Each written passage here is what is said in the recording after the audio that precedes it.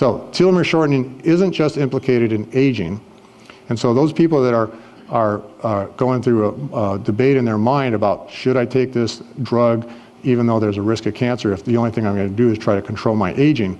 Well, there are a lot of diseases that are affected by telomere shortening that aren't aging. And I've got a whole list of them here. I won't have time to go through them all.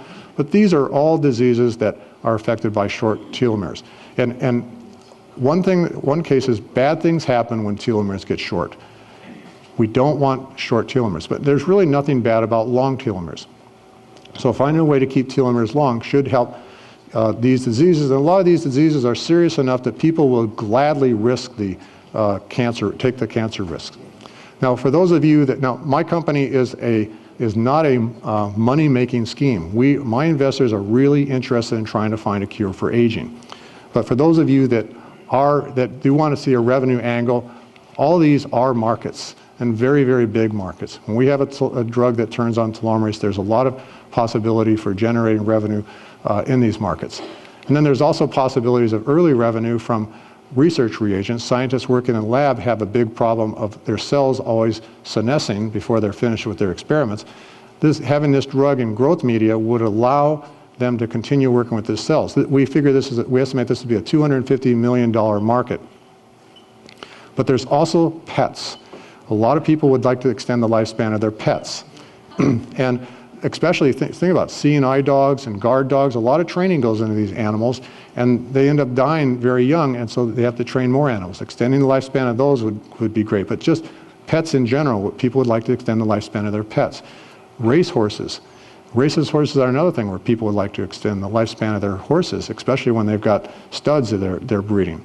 Now, surprisingly, a lot of research has been looked at to see what kind of animals age by telomere aging, and amazingly, only humans, dogs, cats, and horses have been confirmed to age by telomere shortening so far.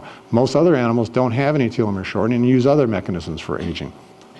We estimate two different studies estimate the pets to be anywhere from a $5 billion to $115 billion market. So with that, I'd like to thank you.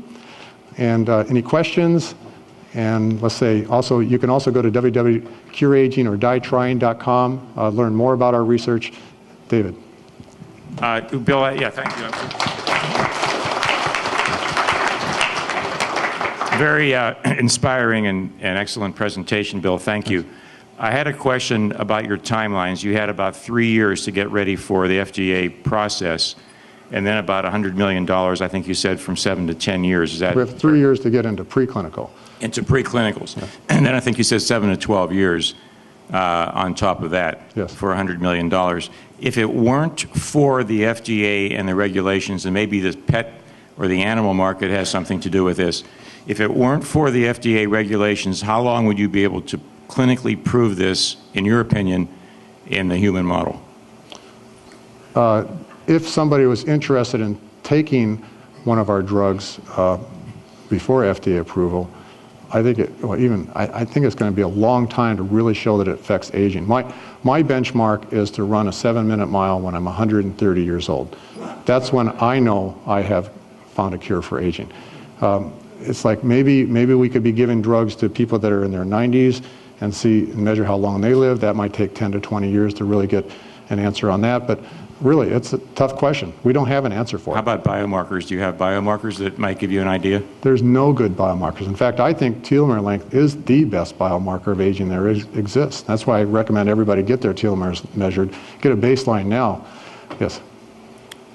Bill, could you compare telomerase expression in cancer with what you're trying to achieve or have seen with supplement or the chemicals that you're using, the actual amount of telomerase expression? I didn't understand the question. Okay. In cancer cells, is it fair to assume that there's a higher level of telomerase expression than there is in normal cells that have telomerase activation or cells that have been telomerized with supplements or chemicals that you're testing?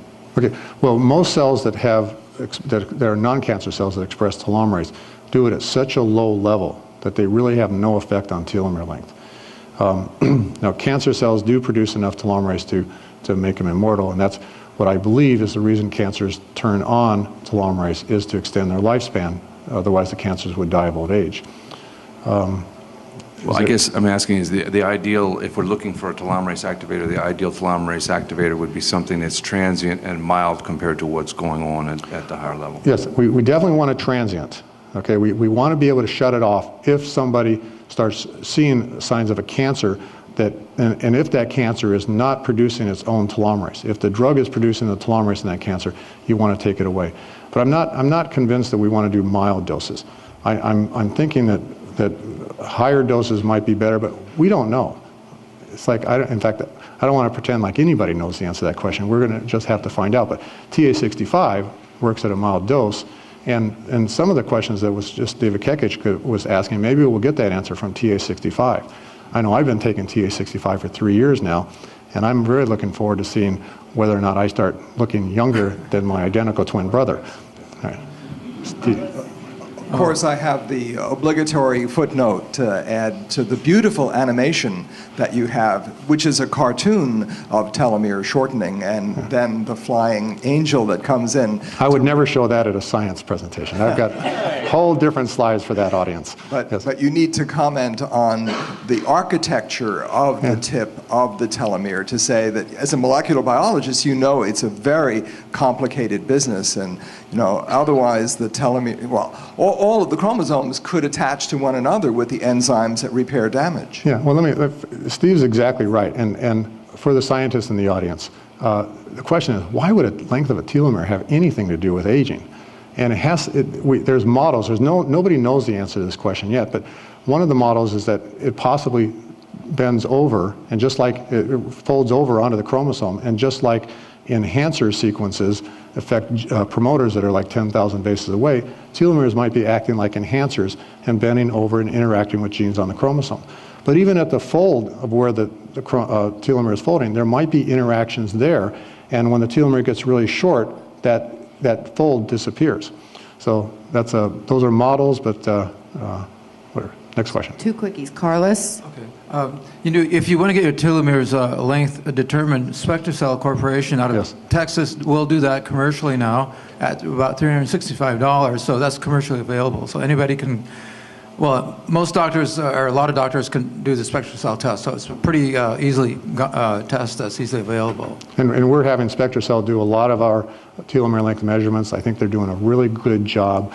It's right now the only place where you can get your telomeres length measured. And I do believe that telomere length is going to become one of the best biomarkers of aging and overall health that we've ever seen. So I recommend everybody get their telomere lengths measured as soon as possible. And SpectraCell is the place to go. One more quickie, Dr. Wolkoff.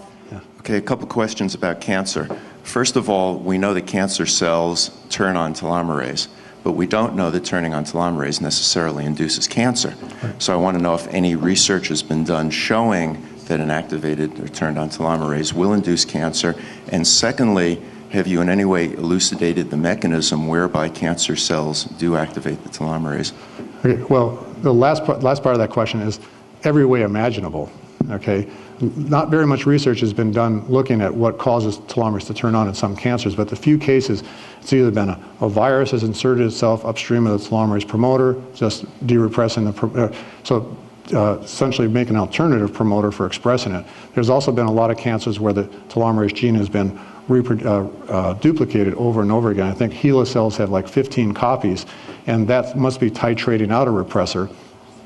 And the first half of your question was, what was the first question? I said that cancer cells produce telomerase. Has anything been done to indicate that? Lots of research has been done. But they're all flawed. They all have they're not flawed experiments. They all can't really get the answer because we really need to have a drug before we can really answer that question. For instance, most of the experiments have been done by inserting the telomerase gene into the cells. But the simple fact of inserting a DNA into a cell can cause cancer all by itself. And so there's been 4 papers, all mouse studies, that have reported that telomerase increases the risk of cancer. The last one was published in 2004, and 3 of those were by the same author. And that same author has published several papers since then saying the exact opposite. So it's confounded by other things causing cancer, such as DNA integration. So we need a drug before we can answer that question. Thank you, Bill Andrews. Thank you.